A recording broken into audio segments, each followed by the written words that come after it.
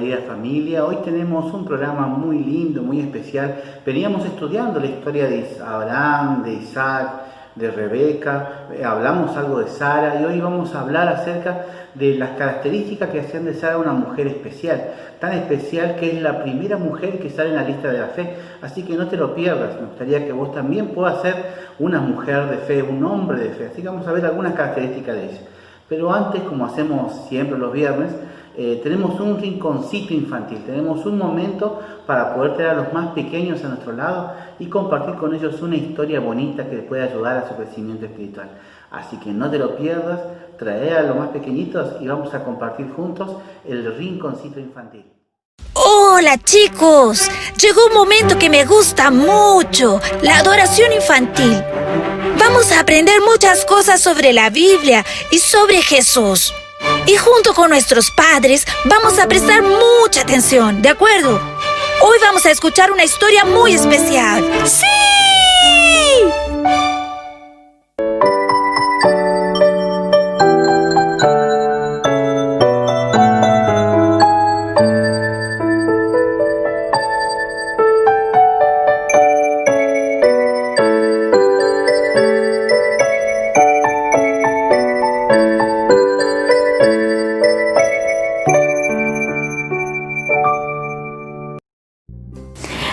Hola queridos niños, qué alegría de volver a encontrarnos nuevamente después de una larga semana.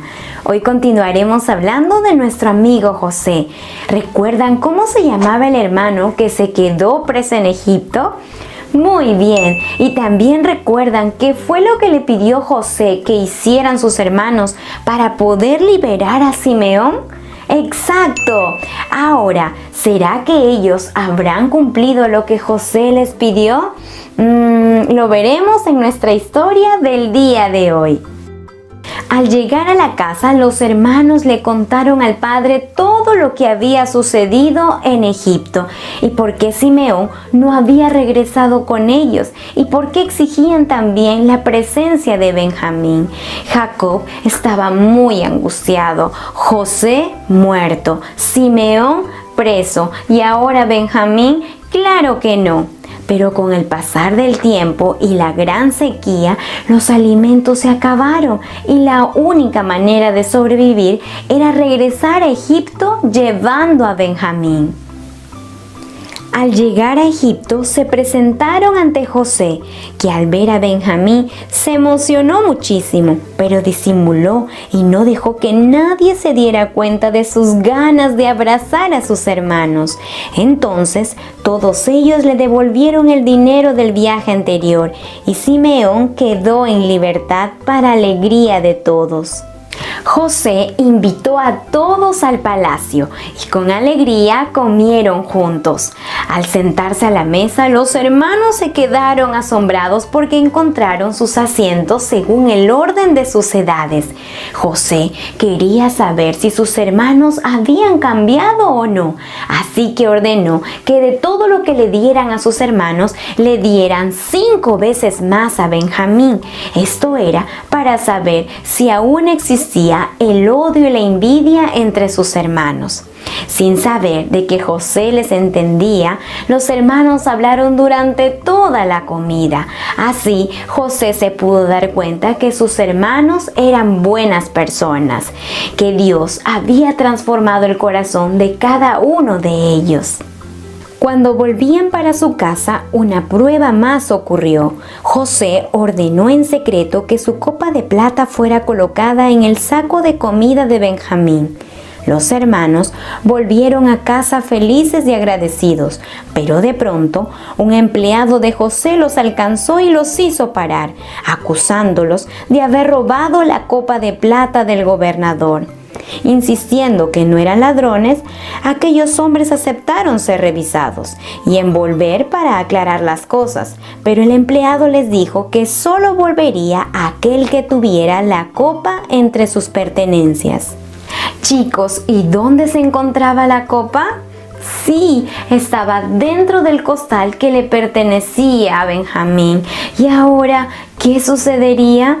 sus hermanos se rasgaron sus vestimentas en señal de desgracia y regresaron al palacio donde estaba José, quien los estaba acusando de haber robado, y ordenó que Benjamín fuera a la cárcel. En ese momento, Judá se acercó al gobernador y le explicó el porqué de la tristeza de su padre, pues había perdido a José, su hermano, y no deseaba que Benjamín también desapareciera. Así que le propuso tomar el lugar del hermano menor, pues así evitaría un gran sufrimiento a su padre. Pero en ese momento ya no daba más para seguir con todo esto. Era hora de que José les dijera la verdad a cada uno de sus hermanos.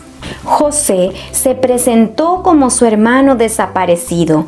Todos quedaron paralizados por la gran sorpresa. Ellos no sabían qué hacer y José los invitó a acercarse.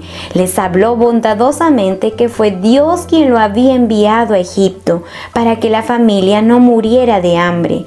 Y luego abrazó a Benjamín y los dos lloraron, pues eran hijos de la misma madre. Después bendijo a cada uno de los hermanos y todos le pidieron perdón. Ellos volvieron a su tierra en busca del resto de la familia para estar cerca de José, pues el hambre duraría por mucho tiempo más. Al llegar a casa, encontraron a su padre, le dieron las buenas noticias, pero también confesaron el pecado que habían escondido durante tanto tiempo. José no había muerto, sino que había sido vendido como esclavo por ellos y ahora era gobernador de todo Egipto. ¿Y cómo reaccionó Jacob? Esta historia tiene un final feliz, pues Dios obró en el corazón de cada uno de los integrantes de esta familia. En ellos existió un verdadero arrepentimiento y un cambio en sus vidas. José también fue misericordioso al perdonar a cada uno de sus hermanos, así como Cristo nos perdona a cada uno de nosotros. Cuando cometemos errores, estos son registrados, pero pueden ser borrados y olvidados. Recuerden siempre, Dios honra a los que le son fieles y perdona a los que se arrepienten. Vamos a repetir nuestro versículo de memoria que nos acompaña una vez más. Pero los que esperan en Jehová tendrán nuevas fuerzas. Isaías 40:31. Ahora te invito a abrirle tu corazón al Señor a través de la oración. ¿Oramos? Querido Padre Celestial, gracias te damos por tu infinito amor. Gracias porque tú nos perdonas. Ayúdanos a seguir caminando tomados de tu mano. Te lo pedimos en el nombre de Jesús. Amén. Mis niños, que Dios los bendiga y sigamos disfrutando de este bello día en compañía de nuestra familia. Nos vemos hasta el próximo sábado. ¡Wow! ¡Qué genial! Me gustan mucho estas historias que me ayudan a aprender de Jesús y de la Biblia. Y padres, no se olviden que tenemos las redes sociales con muchos materiales de apoyo para que estudien la palabra de Dios con los niños. Tenemos nuestra página de Facebook, Ministerio de los Niños y Adolescentes. Y también nuestro Instagram, Ministerio Niños y Adolescentes. Y no olviden que ustedes también pueden aprender con Nick y su familia. Este dibujo animado fue hecho especialmente para que los niños aprendan de Dios y de su amor. Nos vemos en Feliz 7 Play. ¡Feliz sábado!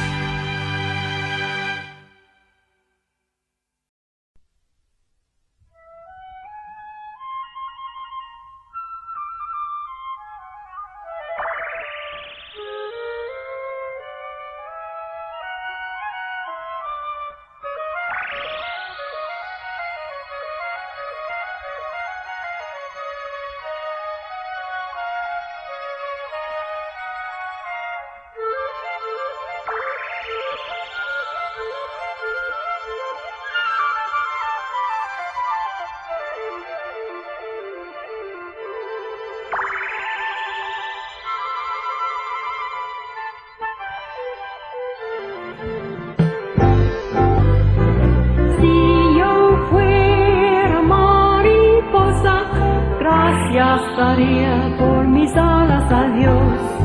Y si yo fuera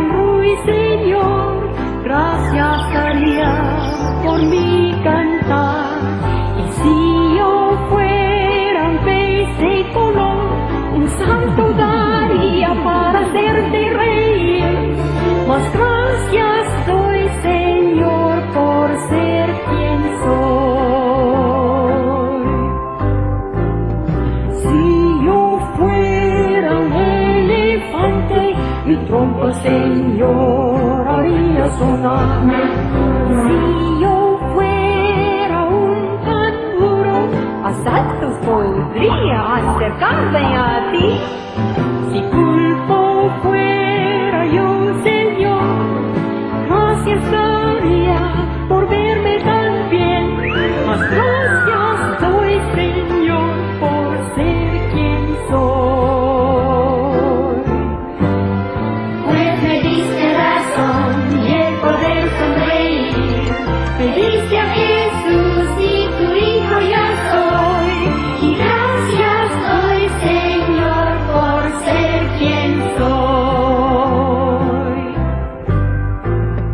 Si yo fuera una lombriz, en tierra, Señor, viviría feliz. Y si yo fuera un caimán, gracias por mi sonrisa daría.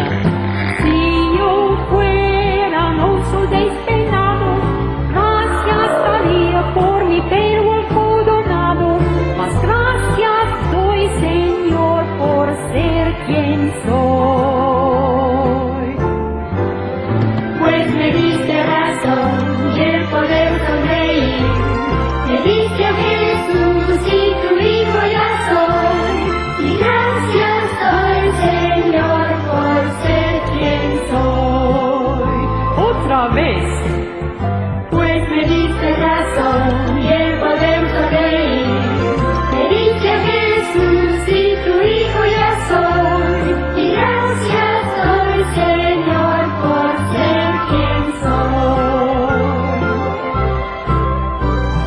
Gracias doy, Señor, por ser quien soy.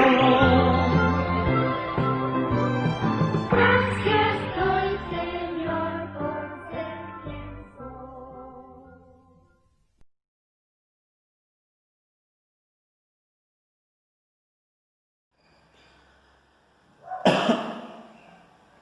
Quiero invitarte a buscar en la palabra de Dios, en el libro de Génesis, capítulo 11, versículo 11. Dice así: por la fe, también la misma Sara, estéril, recibió fuerzas para concebir y dio a luz aún fuera del tiempo de la edad, porque creyó que era fiel quien lo había prometido. Amén. Qué hermosa promesa. Dice acá la palabra de Dios. Entonces, Sara concibió porque ella creyó. Dios cumplió su promesa en ella porque ella creyó en la palabra de Dios. Acá hay algo interesante, muy interesante para tener en cuenta. A la verdad, Sara ya era una mujer grande cuando ella concibió. Dice el libro de Génesis que ella ya tenía 90 años cuando concibió. ¿Sí? Génesis nos habla de esto. Es interesante. Vamos a estudiar un poquito la historia de Sara.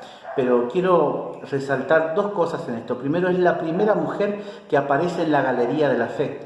Es la única mujer en la Biblia donde Dios habla con ella cara a cara. O sea, Dios habla con ella en persona. ¿Sí? En todas las anteriores, todas las demás mujeres que hablaron con Dios, lo hicieron a través de su ángel. El ángel de Jehová se acercó a hablar con él. Pero en esta oportunidad ella habla con Dios. Ella es parte de la galería de la fe porque en sí mismo no dependía de la fe de Abraham, sino que tenía su propia fe. Ella había aprendido a caminar con Dios. Y hoy vamos a hablar un poquito de la historia de Sara. Quiero invitarte a buscar el libro de Josué, capítulo 24. Josué, capítulo 24, versículos 2. Josué, vamos a buscarlo un poquito. Josué, capítulo 24. Versículo 2 dice así: Josué dijo a todo el pueblo: así dice Jehová, el Dios de Israel, vuestros padres habitaron antiguamente del otro lado del río, esto es, en Taré, padre de Abraham y de Nacor, y servían a dioses extraños. ¿Dónde habitaban ellos? Del otro lado del río Éufrates, por supuesto, en Ur de los Caldeos. En realidad, en ese tiempo, los sumerios eran dueños de aquella tierra. Luego es contextualizado, o sea, vamos a decir, cuando se edita el libro, cuando reciben el libro, ellos aclaran Ur de los caldeos, porque en ese tiempo ya era de los caldeos, pero en ese tiempo era todavía de los sumerios, y ellos tenían una cultura muy amplia en cuanto a religión. Sara nació dentro de una cultura completamente pagana. Los sumerios tenían una gran teocracia, ¿sí? Ellos formaron la teosofía, así llamada también, o sea, la filosofía a base de la teología de sus propios dioses. Tenían dioses tan diversos y de tantos lugares que en sus panteones ya no había lugar para ellos. Ellos utilizaban sus dioses como medio de escribanía, es decir, formaban terafines, o sea, pequeñas esculturas metálicas o de oro, de bronce, de plata, que validaban una tierra como propia. Es como la escritura de hoy en un papel, pero en aquella época era una estatua, una pequeña estatua, un ídolo que era el dios de esa tierra. Es interesante porque cuando Jacob sale de la casa de su suegro, su esposa roba los terafines de su padre, Labán. ¿Por qué lo hace? Porque cuando Labán despide a Jacob, lo despide sin nada. Es más, él tiene que escaparse de la tierra de Labán. Y las hijas querían que esa tierra, que era la tierra de ellas, era que le correspondía a ellas mismas, no se las quedase su padre, sino que ellas robaron la escritura de la tierra. No la robaron, en realidad eran las descendientes directas, no había otro heredero. Ellas eran las dueñas de esa tierra. Por eso Dios no lo castiga por eso. No estaban haciendo un acto de idolatría, estaban sacando las escrituras de esa tierra. Bueno, eso lo establecieron los sumerios. En la tierra de Ur, donde Sara vivía, dice que esa gente adoraba a otros dioses, y aún la familia de Abraham, Taré, también adoraba a esos dioses. Estaban mezcladas en su cultura. Por eso Dios los saca de ahí. A veces Dios tiene que sacarnos de la cultura donde estamos, tiene que arrancarnos del lugar donde vivimos para poder hacer su obra redentora en nosotros. Dios está obrando en tu vida, seguramente que sí, y Dios puede hacer milagros en tu vida, pero a veces tenemos que salir de ese lugar para que Dios lo pueda hacer. En las diferentes tablillas cuneiformes que se encontraron de la tierra de los sumerios, se puede encontrar historias como la de Gilgamesh, que es muy parecida, es un paralelo a la historia del diluvio. Por supuesto, yo creo en la historia del diluvio bíblico, tal cual la Biblia lo dice. Entonces, ¿por qué los sumerios tenían, antes que se escribiese el libro de Génesis, ya la historia del diluvio? Sencillamente porque esta era una verdad universal, y a lo largo de toda la historia muchas naciones, muchos pueblos tienen evidencias en sus leyendas del diluvio universal. Incluso acá en América, las tribus aborígenes también tienen su propia versión del diluvio universal.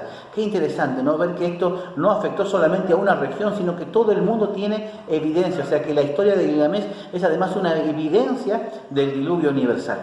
Muy bien, vamos a seguir con la historia de Sara. Dice el capítulo 17 del libro de Génesis, capítulo 17, cuando me habla, en la primera vez que habla de la historia de Sara, habla de los descendientes de Taré. Capítulo 17 del libro de Génesis, capítulo 12 del libro de Génesis, 11, versículo 27 en adelante, dice así: estos son los descendientes de Taré. Taré engendró a Abraham, a Nacor, a Harán, y Harán engendró a Lot. Ahora Harán murió antes que su padre Taré en Ur de los Caldeos, la ciudad de donde nació. Abraham y Nacor tomaron como Sarai, no como Sara. Nosotros la conocemos como Sara. La palabra Sarai significa mi princesita, ¿sí? Es más, existe un gran rabino que en el Talmud escribe lo siguiente, Rashi Shlomo. Él escribe así, traduce la palabra Sara como quien reina sobre mí, y la palabra, Sarai, quien reina sobre mí, y la palabra Sara, quien reina sobre todos. Sarai era mi princesita.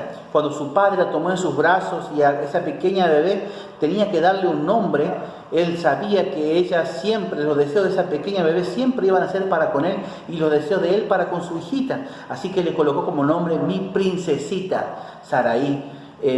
¿Cómo crece una niña llamada mi princesita? Ella era parte de la aristocracia de su pueblo, de paso. Taré no era un hombre pobre, era un hombre rico, de mucho dinero. Cuando sale con todas sus posesiones, incluso cuando habrán heredado las posesiones de Taré, entra a Egipto, el mismo faraón viene a recibirlo, fíjense. O sea, es como si usted entrara a Estados Unidos, una de las potencias mundiales de su época, Egipto, y el mismo presidente viniese a recibirte. O sea, era una persona importante, era una persona de mucha valía, o sea, tenía su fundamento.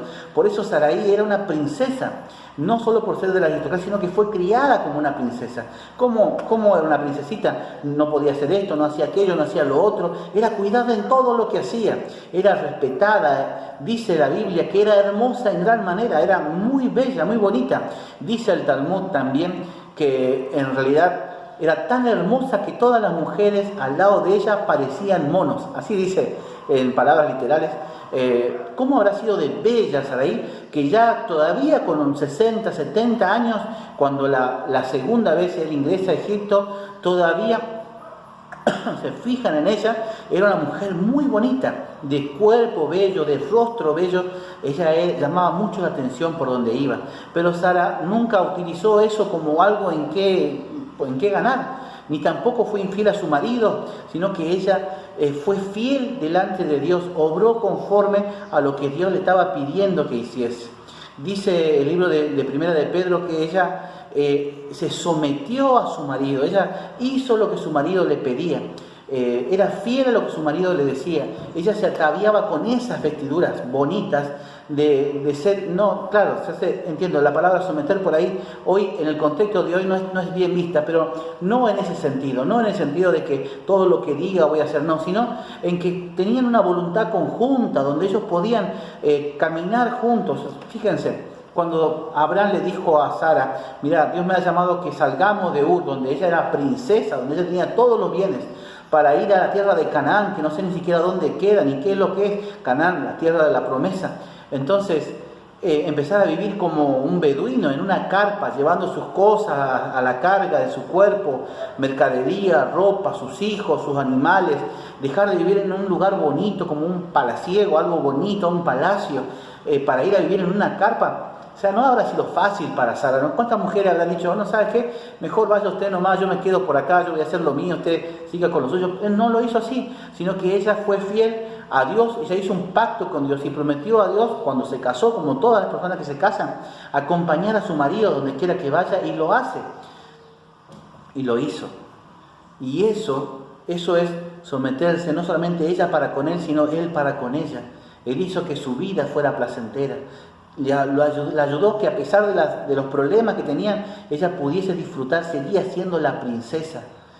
Cuando vos llevaste a tu esposa, la sacaste de casa de sus padres y la llevaste a vivir con vos, solo a sufrir, o a pesar del sufrimiento tratás de que ella sea tu princesa, la estás cuidando como tal. Nunca Sara se quejó por eso, pero tu esposa tendría que quejarse por eso.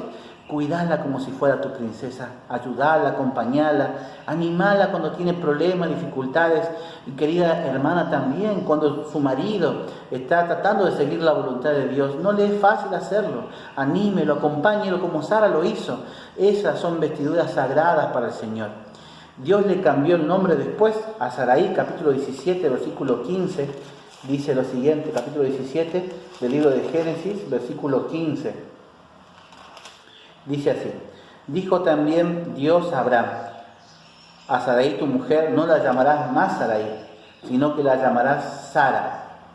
La palabra Sara es lo mismo, es princesa, pero no es mi princesita Sarai, sino que es Sara. Y la terminación indica de que no es solo su princesa, sino que ella es princesa. Es traducida también en muchas versiones como madre. Ella dejó de ser una princesita delicada que no podía hacer nada para transformarse en una verdadera guerrera de la fe, una madre, la que reina sobre todo, dice Rashi Shalom, la que reina sobre todo. También es traducido como útero porque era madre de muchas naciones.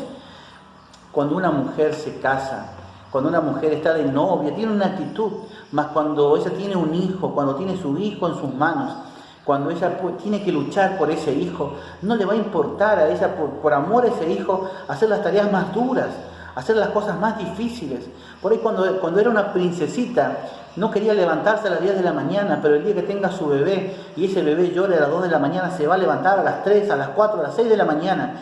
Y cuando él esté enfermo, va a quedar despierta toda la noche si es necesario para poder cuidarlo. Ahora ella ya no es más una princesita, ahora ella es Sara, ella es una reina, ella es una princesa, es la madre de todo, la que cuida todo.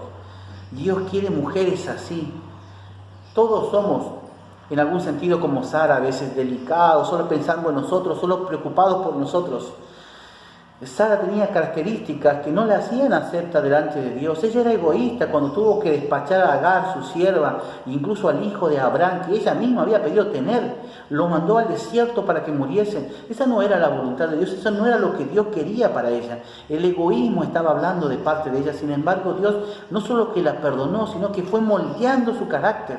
Ella dejó de ser egoísta, dejó de ser delicada, dejó de ser caprichosa para transformarse en una mujer de Dios.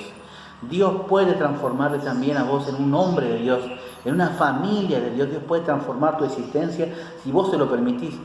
A pesar de su belleza, a pesar de su inteligencia, de su fe, Sara era estéril y era conocida por eso. Toda su vida quiso tener un hijo y no pudo. Ella consideraba que eso era una maldición. La gente en su época consideraba que eso era una maldición. Sin embargo, no existen maldiciones para Dios. No le creas cuando dicen te hizo un trabajo, te hizo una hechicería. No existen maldiciones para Dios. Dios solo está esperando para cumplir su promesa en tu vida. Dios puede cumplir la promesa en tu existencia si vos se lo permitís. Si vos pones tu mano en la mano de Él, Dios lo va a hacer. Puede que tarde. Dice el libro de Génesis capítulo 16, versículo 16. Dios le hizo la promesa a Abraham que iba a tener hijos como las estrellas del cielo. Sara no le creyó. Sara le costó entender esto porque ella se consideraba maldita por Dios. Sin embargo, ella aceptó la voluntad de Dios y quiso hacer, se engañó a sí misma, engañó a su marido, podía engañar a todo el mundo, pero Dios no lo iba a engañar. Hizo que su sierva tuviese un hijo con su marido. Eso no era lo que Dios quería. Podía ser acepto a la costumbre de la época, mas no era acepto delante de Dios. Dios no aceptó a ese niño como el hijo de la promesa. El hijo de la promesa tenía que venir de ese matrimonio. Dios no acepta las cosas que este mundo acepta, querido amigo, querida amiga. No importa que a la sociedad no le parezca mal, para Dios está mal. Lo que está mal está mal. Dios no puede bendecir algo que está mal. Así que la promesa tardó en cumplirse, pero no era porque Dios no quería cumplirla, era porque Sara estaba haciendo las cosas mal. Sara hizo que tuviese un hijo con una mujer que no era la esposa de Abraham, luego crió mal a ese hijo, se rebeló contra Abraham, tuvo una discusión con él, mandó a despachar a esa mujer, estaba haciendo todo mal, mandó a morir a ese hijo al desierto. Dios no quiere que obremos de esa manera. 14 años pasaron para que la promesa de Dios pudiese cumplirse. 14 años. Génesis capítulo 17, versículo 24, me habla de cuando finalmente la promesa se cumplió. ¿Y cuándo se cumplió?